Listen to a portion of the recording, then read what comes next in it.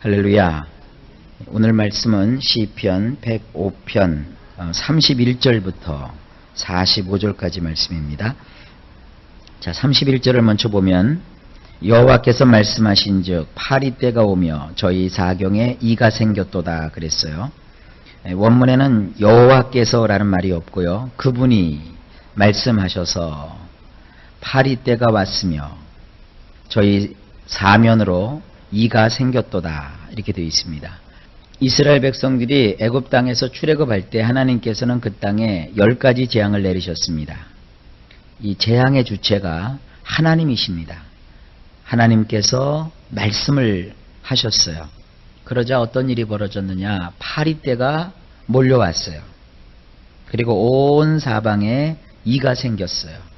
그래서 이스라엘 백성들은 파리의 혹은 이의 해를 받지 않았지만 이스라엘 백성을 반대하고 또 대적했던 애굽 사람들에게는 파리떼가 임했고 또 온통 그 사방으로 이가 생겨서 그들이 고통을 겪게 됩니다.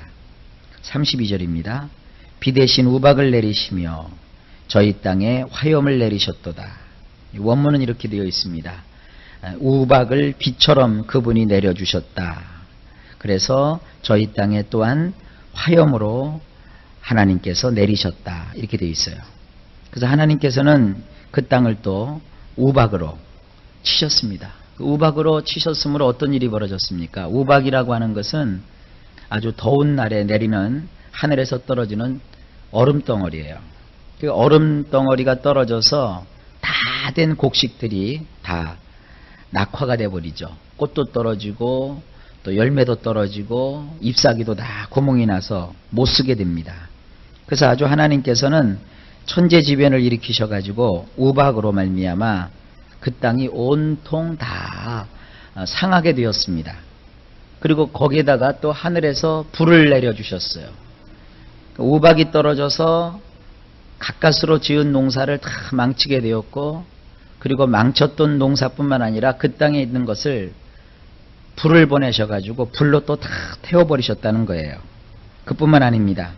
33절에 보게 되면 그분이 그들의 포도나무와 무화과 나무를 치셨으므로 그들의 지경에 있는 나무들을 또 찍어버리셨도다. 포도나무와 무화과 나무도 하나님이 치셨고 또 그들의 지경에 있는 나무들을 다 찍어버리셨어요. 34절입니다. 그분이 말씀하시자 메뚜기들과 수를 셀 수 없는 유충들이 들어왔도다. 우리 성경에는 여호와께서 말씀하신즉 황충과 무수한 메뚜기가 이르렀다 그랬는데 원문을 보면 메뚜기 떼들과 더불어서 유충들이 들어왔어요. 그 메뚜기 떼들은 들어와 가지고 벼를 다 우리나라 같은 경우도 보면 갉아먹지 않습니까? 나달이고 뭐 이삭이고 할 것 없이 메뚜기 떼가 확 다 먹어버려요. 그래서 동시에 유충이라고 하는 것은 벌레예요. 벌레가 생겨가지고 그 벌레가 다 그 싹이고 뭐고 다 갉아먹어버렸다는 거예요. 그래서 35절에 보면 그래서 그들의 땅에 있는 모든 채소를 먹어치웠으며 그들 토지의 열매들을 먹어치웠느니라. 하나님께서 다 이런 재앙을 보내시는 겁니다. 36절 그분이 그들의 모든 첫 태생을 치셨으니 이는 그들의 모든 기력의 시작이로다. 마지막 재앙이죠. 마지막 재앙은 애굽 땅에 있는 첫 태생들을 하나님이 다 죽이시는 거예요. 사람의 첫 태생뿐만 아니라 온갖 생축의 첫 태생도 하나님께서 다 치셔서 죽음의 천사가 내려와 가지고 그들의 목숨을 다 앗아가 버리는 이런 그 재앙을 내리십니다. 이것이 6월절 재앙이죠. 그래서 결국 어떻게 됩니까? 37절에 보면 그분이 그들을 인도하여 금과 은을 가지고 나오게 하셨으니 그 지파 중에 기진맥진한 자가 하나도 없었더라. 하나님께서는 애굽에서 이스라엘 백성들을 출애굽시킬 때 빈털터리로 나오지 않게 하셨습니다. 그곳에서 금과 은을 취하여 가지고 나오게 하셨고 또 이스라엘의 12지파 중에서 어떤 지파도 또 어떤 사람도 기진맥진하거나 힘들어 지치질 않았습니다. 그들에게 하나님이 힘을 주셨던 것이죠. 38절 그들이 떠나는 것을 애굽도 좋아했으니 이는 두려움이 그들 위에 임하였기 때문이니라. 이스라엘 백성들을 애굽에서 내보내지 않으니까 하나님께서 계속 연줄 재앙과 재난을 그들에게 보내주셨어요. 그러니까 이제 애굽 사람들이 학지를 띠는 거예요. 제발 저 유태인들을, 이스라엘 사람들을 우리 땅에서 나가게 해야 되겠다. 저들을 우리가 잠깐 붙잡아서 우리의 노예로 삼아서 우리의 필요를 따라 그들을 부리는 것도 좋았지만, 그러나 이제 더 이상 저들을 두었다가는 우리가 제명에 살지 못하겠다. 봐라, 들의 곡식이 하나도 남아있지 않는다. 또 벌판에 채소도 하나도 남아있지 않는다. 그리고 하늘을 봐도 온통 재앙이고, 심지어는 우리의 장자도 다 죽었고 우리의 짐승의 새끼들도 첫 태생이 다 죽었다. 이랬다가는 우리나라가 완전히 멸망당할 수밖에 없을 거다. 이런 두려움이 그들에게 임했어요. 그래서 하나님의 그 능력 앞에 꼼짝 못하고 애굽 땅에서 이스라엘을 내보내는 일을 애굽 사람들이 좋아했다는 거예요. 39절, 그분이 구름들을 펴서 덮으시고 불로 밤을 환하게 밝히셨느니라. 자, 애굽 땅에서 그들을 나오게 하신 것도 하나님이시고, 그들이 이제 사막에 들어가서 광야 생활을 하는 동안 하나님께서는 그 뜨거운 사막의 열기 가운데 구름을 펴서 그들을 덮어주셨고, 그리고 그 캄캄한 밤중, 그리고 그 춥고 오슬오슬한 그 어두운 밤에 하나님께서 불을 보내사 밤을 환하게 밝혀주셨고, 또 따뜻한 열기로 그들을 보호해 주셨습니다. 그리고 40절에 보면 그들이 요구하자 메추라기로 오게 하셨고 하늘 양식으로 그들을 만족해 하셨도다. 그리고 41절, 그분이 반석을 여시니 물이 콸콸콸 넘쳐나와 마른 땅에 강같이 흘렀도다. 자, 이게 지금 뭡니까? 이스라엘 백성들이 기근을 만났어요. 근데 그 기근을 만나기 전에 하나님께서는 어제 보니까 요셉이라는 사람을 애굽 땅에 미리 보내셨어요. 그리고 그 요셉이라는 사람을 애굽 땅에 미리 보내서 그곳에서 이스라엘이 큰 민족을 이루게 되었어요. 그들이 비록 종살이를 하고 또 타향살이를 했지만, 그러나 그곳의 주인들보다도 더 강성하고 강력했단 말이에요. 그리고 그곳에서 핍박이 일어나자 하나님께서는 그들을 위해서 또 구원자를 보내주셔요. 모세와 그리고 택하신 아론을 보내세요. 그들을 통해서 하나님께서는 여러 가지 기사와 기적과 능력을 보이세요. 그래서 이스라엘 백성들은 하나님이 철저하게 보호해 주시고, 그들을 종으로 붙잡고 있었던 애굽 사람들에게는 가지각색의 재앙과 재난을 임하게 하세요.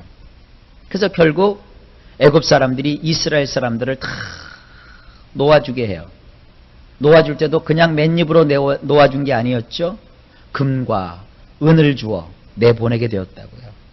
그리고 그곳에서 나온 유대인들은, 이스라엘 사람들은 집도절도 없이 방황하고 떠도는 자들 신세였음에도 불구하고 하나님께서 집을 가져서 얻게 되는 지붕보다도 좋은 구름 지붕을 그들에게 보내주셨고, 또 집에서 화덕에다가 불을 지펴가지고 그들이 그 불로 밤을 밝히고 그 불로 또 그들의 추운 몸을 따뜻하게 해주지 못했지만, 그러나 하나님께서 일방적으로 기적의 불을 보내주셔가지고 그들은 아궁이를 지피지도 않았는데 환하게 불이 빛나게 하시고 또 열기로 따뜻하게 해주셨단 말이에요.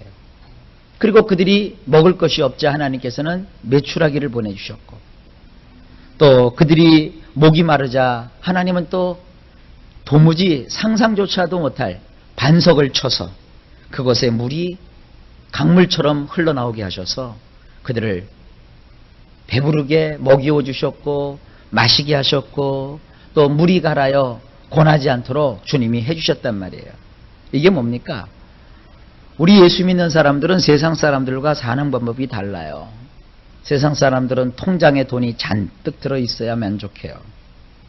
세상 사람들은 자기 이름으로 된 땅이 있어야 되고, 자기 이름으로 된 집이 있어야 되고, 또 자기가 애쓰고 힘써서 높은 자리에 올라가야 되고, 자기가 애쓰고 힘써서 뭔가 한 자리를 차지해야만 성공했다고 생각을 하고, 그리고 인생을 그래야만 잘 살았다고 생각을 해요. 그런데 하나님을 믿는 우리들은 그렇지가 않아요. 물론 신앙인들을 하나님께서는 이 땅에서 쫄쫄쫄 굶기거나 또 가난뱅이로 만드시지는 않습니다. 그러나 원칙을 우리가 말씀을 통해서 따지고 들어가 보면은 우리 믿는 사람은 쌀단지에 쌀이 한 톨도 없고 주머니에 돈이 1원도 없고 이 세상적으로 내가 가진 것은 아무것도 없고 유명한 것도 아무것도 없고 배운 것이 하나도 없다 할지라도 하나님이 우리와 함께 하시면 그런 것이 하나도 문제가 되지 않습니다. 내가 아는 것이 없으면 하나님이 나를 알려주세요. 내가 가진 것이 없으면 하나님이 나를 채워주세요. 내가 힘이 없으면 하나님이 대신 힘을 우리에게 주세요. 내가 사람이 없어서 외로워하면 하나님은 내 주변에 있는 사람보다 더 좋은 사람을 붙여주셔서 외롭지 않게 해주세요. 어때요? 여러분들이 혼자 바리바리 싸가지고 인생을 아주 허덕허덕하고 간신히 살아가는 그런 삶을 사시겠어요? 아니면은 나는 가진 것이 없어도 하나님이 나에게 필요한 때 시절을 조차 돕는 은혜를 베풀어 주셔서 하나님이 주시는 그 은혜를 받아서 이 세상을 하루하루 살아가시겠어요? 물어보나 마나 우리는 두 번째지요. 내가 가지고 있는 능력과 재능을 가지고 이 세상을 살아간다면 우리는 며칠 못 가서 쓰러지고 넘어질 수밖에 없어요. 그러나 하나님이 공급해 주시는 힘으로 살아간다면 우리는 저 천국을 가는 그날까지 무엇 하나 부족함이 없이 살아갈 수가 있는 것입니다. 이게 놀라운 신앙의 비결이에요. 성경을 보세요. 여호와는 나의 목자시니 내가 부족함이 없으리로다. 하나님을 믿는 사람은 부족함이 없다고 그랬어요. 그리고 하나님을 믿는 사람은 이 땅에서 줄여 죽는 적이 없다고 그랬어요. 하나님을 믿는 사람은 시절을 조차 하나님이 베풀어 주시는 그 돕는 도움을 받게 된다고 했어요. 철저하게 우리의 신앙이 하나님 중심으로 하나님을 의지하고 하나님의 뜻대로 살아가면 하나님께서 나도 알지 못했고 상상하지도 못했던 그런 도움을 베풀어 주시고 어떤 일을 당하든지 감당하게 하시고 무슨 일을 만나든지 이기게 하시고 승리할 수 있게 해 주시는 거예요. 근데 우리는 자꾸 쌓아놓고 왜 나는 저 사람만큼 가지고 있지 못합니까? 왜 나는 저 사람처럼 많은 것을 소유하고 있지 못합니까? 이런 걸 가지고 괜히 쓸데없이 하나님께 원망하고 불평한단 말이에요. 우리는 그래서는 안 됩니다. 하나님이 비록 내가 가진 것은 없다 할지라도 필요할 때 필요한 만큼 나에게 공급해 주신다는 믿음을 가지고 하나님을 바라보는 이런 신앙인들이 되어야 될 줄로 믿습니다. 정말로 중요한 신앙입니다. 자 보세요. 그래서 42절 왜냐하면 그분께서 그분의 종인 아브라함과 맺으신 그분의 거룩한 약속을 기억하셨기 때문이라. 여러분 하나님은 우리에게 거룩한 약속을 해주셨고 그 약속을 기억하세요. 성경에 뭐라고 되어 있습니까? 너희가 무엇이든지 내 이름으로 구하면 내가 시행하리라 그랬어요. 볼지어다 내가 세상 끝날까지 너희와 항상 함께 있으리라. 우리는 아무것도 두려워할 것이 없고 아무것도 염려할 것이 없어요. 여러분 혹시 오늘 이 시간에도 뭐가 염려스럽고 뭐가 걱정된다면 그거 하나님이 기뻐하시는 거 아닙니다. 그 기도로 다 내려놓으세요. 그리고 하나님께서 여러분들의 인생 속에 놀라운 일들을 채워주실 것을 믿으세요. 나의 인생 속에 기적이 필요하다면 하나님은 기적을 베풀어 주실 거예요. 목사님 그런 것을 믿는 것은 너무 사치 아닐까요? 아니요. 그런 건 사치가 아니에요. 하나님을 바라보세요. 하나님을 앙망하세요. 하나님은요 구하는 자의 심령을 결단코 불만족스럽게 내버려 두지 않습니다. 반드시 채워주십니다. 무의 소유를 창조하시는 하나님. 전에는 내가 귀로만 들었었는데 이제는 내 눈으로 보게 하시고 내 손으로 만지게 하시고 나로 하여금 기적 속에 들어가게 하시는 그 하나님을 여러분이 강력하게 믿으세요. 하나님은 우리가 믿는 만큼 역사해 주십니다. 하나님은 우리가 하나님을 바라보는 만큼 우리에게 도움을 베풀어 주십니다. 오늘 그렇게 성경은 우리에게 말씀하고 있습니다. 43절 보세요. 그분은 그의 백성으로 즐겁게 나오게 하셨으니 그분이 택하신 자들이 기뻐서 소리를 질렀느니라. 44절. 그분이 그들에게 민족들의 땅들을 주셨으며 백성들이 수고한 것을 그들이 소유하게 하셨느니라. 예, 물론 우리는 정직하고 또 성실하게 인생을 살아야 됩니다. 그러나 하나님의 축복의 원칙을 가만히 들여다보면 여기 보세요. 44절에 그들에게 민족들의 땅을 주셨어요. 이걸 좀 더 쉬운 얘기로 할까요? 하나님이 택하신 이스라엘 백성들에게 하나님은 다른 사람들의 땅을 뺏어서 그들에게 주셨어요. 만약에 어떤 사람이 다른 사람의 땅을 강제로 뺏어서 누군가에게 주었다면 그건 범죄죠. 그러나 하나님이 그 땅을 뺏어서 우리에게 주시는 것은 범죄가 아니에요. 왜 그런 줄 아세요? 하나님은 이 땅의 주인이시기 때문이에요. 주인이신 하나님이 어떤 사람에게 뭘 맡기셨어요. 그런데 그 사람이 하나님 보실 때 합당하지 않아요. 그럼 하나님은 언제든지 그에게서 그 땅을 뺏어오실 수가 있어요. 그리고 누구에게 주십니까? 하나님이 택하신 이스라엘 백성에게 그 땅을 하나님이 주셨어요. 그 주시는 방법은 뭡니까? 공짜로 주세요. 그러나 그 공짜 이면에는 놀라운 하나님의 은혜와 뜻과 섭리가 있는 것이에요. 여러분은 이 세상을 살아가는 동안에 너무나도 세상적인 방법에 익숙해요. 그래서 내가 땀 흘려 수고해서 내가 애쓰고 힘써서 얻어야만 이것이 신앙적으로 옳은 것인 줄 알아요. 그건 도덕적으로 윤리적으로 그렇다는 것이죠. 막상 하나님께서 복을 주실 때는요, 내가 노력하지 않았는데도 또 내가 노력은 요만큼 했는데도 하나님이 주시는 것은 이만큼이 되는 거예요. 이런 감당할 수 없는 일들이 있어요. 여러분 생각을 해보세요. 10개를 구했는데 10개를 얻으면 그건 사실은 축복이 아니죠. 당연히 얻은 것이죠. 근데 내가 10개를 구했는데 하나님께서 10개에 30배니까 300개를 주시고 600개를 주시고 1000개를 주셨어요. 이건 뭐예요? 큰 축복이에요. 여러분 신앙에는 이러한 놀라운 비밀이 숨어 있습니다. 백성들이 수고한 것을 그들이 소유하게 하셨어요. 이방 족속들이 열심히 땀 흘려 수고하고 애써서 그들이 소출을 얻었는데 하나님은 그 소출을 그들에게서 뺏으셔서 자기 백성인 이스라엘 백성들에게 소유로 주셨어요. 사람이 만약에 이 짓을 했다면 도둑놈이죠. 그러나 하나님은 도둑이 아니세요. 왜냐하면 어떤 사람이 농사를 지을 때 농사 지을 수 있는 땅도 하나님이 주신 것이고 농사 지을 수 있는 힘도 하나님이 주신 것이고 또 농사를 지을 때 햇빛도 하나님이 주신 것이고 또 산소도 하나님이 주신 것이고 물도 하나님이 주신 거예요. 이 땅에 인간이 노력하고 수고했다 하지만 그러나 모든 인간의 수고 이면에는 하나님의 돌보시는 은총과 하나님의 사랑과 애정과 축복이 있는 것이에요. 아무리 농부가 애써 짓는다 할지라도 하나님께서 하늘문을 딱 닫아버리시면 이 땅에는 기근이 들 수밖에 없어요. 여러분 세상 사람들은 그렇게 얘기하잖아요. 내가 열심히 땀 흘리면 그 수고의 대가가 있다. 천만의 말씀, 만만의 공덕이에요. 기근이 왔을 때 아무리 농부가 애써서 곡괭이를 들고 땅을 파헤친다고 해도 물 한 방울 나오지 않으면 헛수고예요. 땀 흘리는 수고를 했다 할지라도 열매가 있는 것이 아니에요.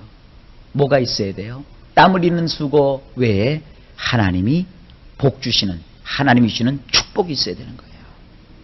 그래야 땀 흘리는 수고가 헛되지 않은 것이에요. 여러분 이 원리를 잘 이해하셔야 돼요.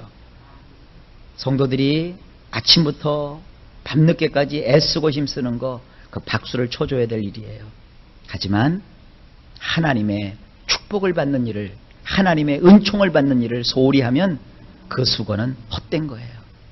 비 한 방울도 떨어지지 않는 논바닥에서 아무리 곡괭이를 들고 땅을 파봤자 물이 안 솟아나면 농사 못 져요. 내가 하나님을 믿으니까 하나님은 알아서 다 해주실 거야. 나만 열심히 하면 다 잘 살 수 있고 잘 될 거야. 천만의 말씀. 그런 법은 없어요. 여기 있잖아요. 하나님이 함께 해주셔야 돼요. 그래서 우리 신앙인들은요, 하나님이 함께 해주시는 것이 얼마나 소중한지 몰라요. 그래서 우리는 세상 사람들은 하루 종일 일해야 된다고 가르칩니다.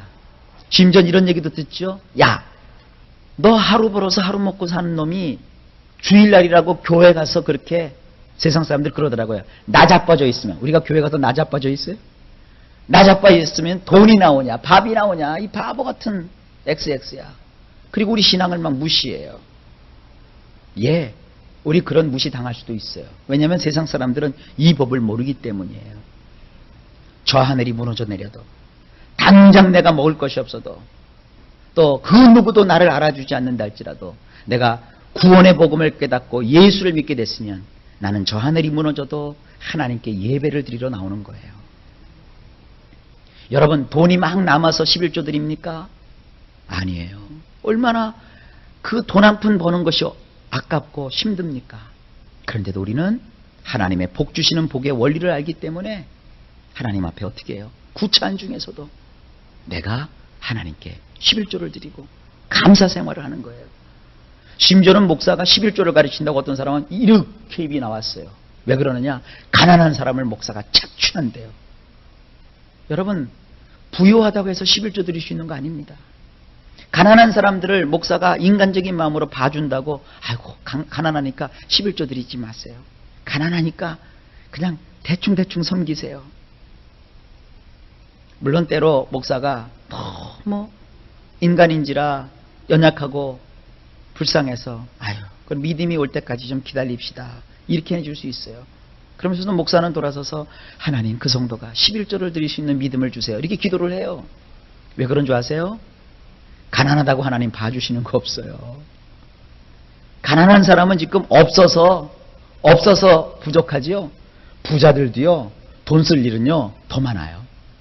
아깝기로 치면요, 부자의 그 돈도 아깝고요, 가난한 사람의 돈도 다 아까운 거예요. 그런데 부자는 그럼에도 불구하고 조금 여유가 있다는 생각에서 그런지 11조를 드려요. 그래서 물질의 복을 더 받아요. 그러나 가난한 사람은 그 가난에 붙잡혀가지고 하나님 앞에 심지를 못해요. 아니, 여러분, 농부가 씨앗으로 심지 않았는데 어떻게 거두어드려요? 자꾸 하나님의 법칙에다가 인간의 생각을 집어넣어요. 그래서 안 된다는 거예요. 여러분, 그러면 평생 하나님의 역사를 체험할 수가 없어요. 하나님은요, 믿음으로 역사하시는 거예요. 여러분, 제가 굉장히 심각한 얘기를 지금 드리고 있는 겁니다. 이스라엘 백성들은 철저하게 하나님이 역사해 주셔서 그들이 큰 넓은 땅을 차지했어요. 여러분, 교회도 마찬가지입니다. 여러분, 교회는요, 계산기로 두드려면은요, 도대체 공식이 안 나와요. 자, 보세요. 매주 모이는 사람, 또 교회의 성장 속도, 이걸 통계적으로 한번 해보세요. 언제 교회가 부흥할 수 있겠어요?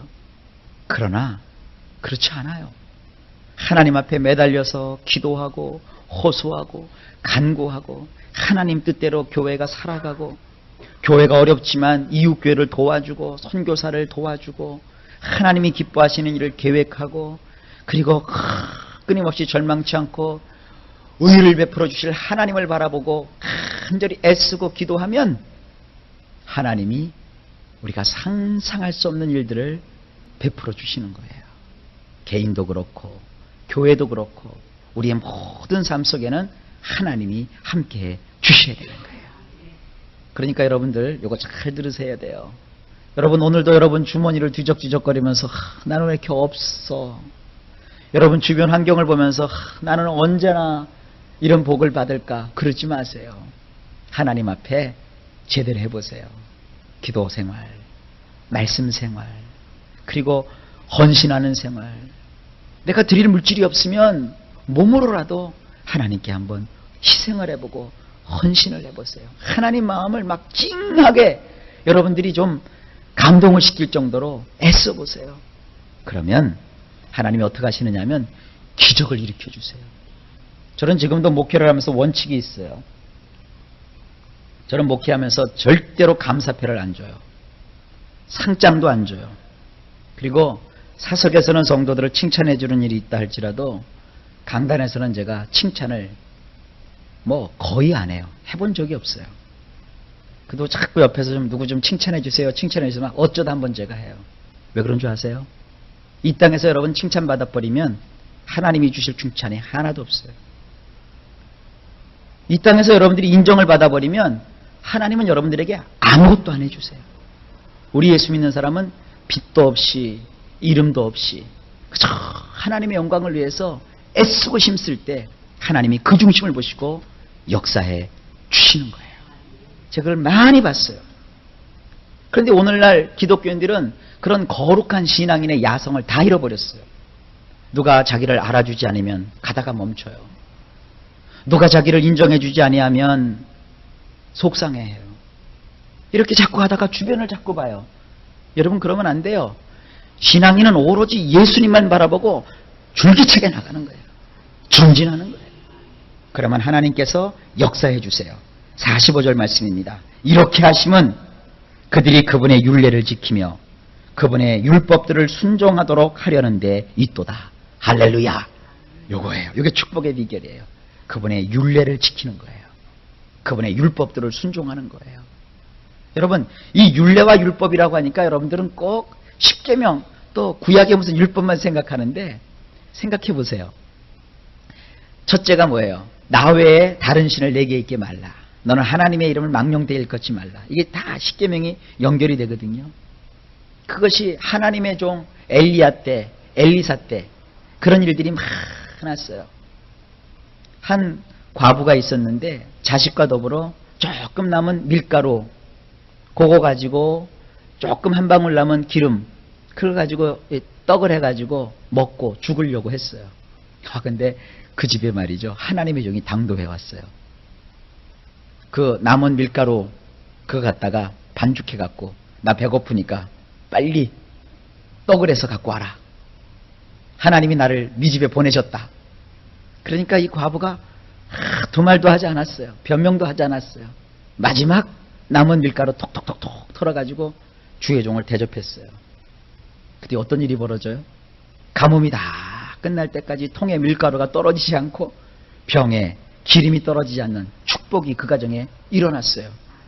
이런 얘기하면요 믿음 없는 사람 펄쩍펄쩍 뜁니다. 설교 준비했다가도요 이렇게 강단에 올라와서 믿음 없는 사람 앉아와 있거나 또 새신자와 있으면 저는 그 설교 안 하고 딱 접어버려요. 그 설교 듣고요 신앙 클 사람 하나도 없어요. 그러나 믿음의 원칙이 그거예요. 그게 하나님을 철저하게 믿는 거예요. 여러분 정말 복을 받으려면 하나님의 기적을 체험하려면 그런 신앙의 율례와 원리들을 잘 발견하셔서 그것대로 살아가는 거예요. 내가 구차하고 어렵지만 내가 힘이 없지만 하나님을 향해서 정성을 다하면 하나님은 살아계셔서 역사해 주시는 거예요. 오늘 이러한 놀라운 신앙의 비밀들이 시편 105편에 숨어 있습니다. 어쨌든 여러분들은 신앙에 있어서 하나님이 주신 이 복을 받아 누리실 수 있기를 주의 이름으로 축복합니다. 하나님 살아계십니다.